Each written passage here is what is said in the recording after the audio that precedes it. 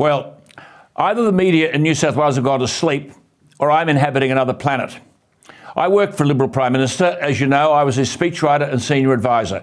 With almost boring repetition, he would say to me, and I quote, "Make sure you always write into the speeches, Alan, that government has no money of its own other than what it takes from the taxpayer," unquote. It is clear that the once Liberal New South Wales Premier has never heard of such an edict. Here we have, on the eve of an election in New South Wales, a so-called Liberal Premier throwing money around, the like of which I have never seen, not even in the Whitlam era. Let me be blunt.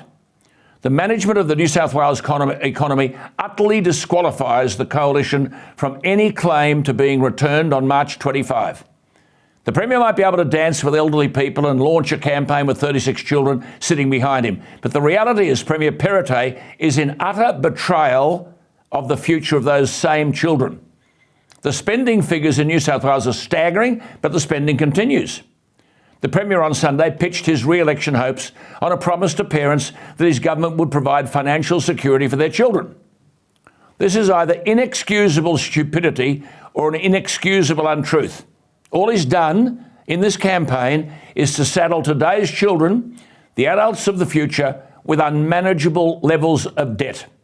Every promise is made with borrowed money. Even before this election campaign began, the Perrottet government brought down a budget last year with a $27 billion spending spree. Borrowed money. As I've said many times, the growth in expenditure was 26.5% this financial year. This government is saying, though, it'll look after our children. What? By tying debt around their necks. At budget time last year, the net debt for financial year 2025-26 was projected to be $115 billion.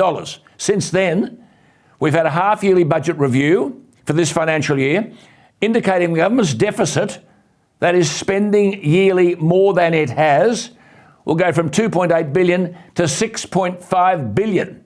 And a Liberal Premier, Perrottet, saying, think of your kids. Mr Premier, I wish you would. The New South Wales government has had coal royalties of $11 billion, yet the Premier and his Treasurer hate coal. The Premier nodded in agreement the other day when that dopey Environment Minister James Griffin in Manly signed his political death warrant by saying that everybody, I don't know who everybody is, can't wait to get rid of coal and gas. And the Premier, standing beside him, nodded his head in agreement. Last year's budget, a $27 billion spending spree. I repeat, growth of 26.5%. This was last year. Everything loaded up with language and promises the Greens would be proud of.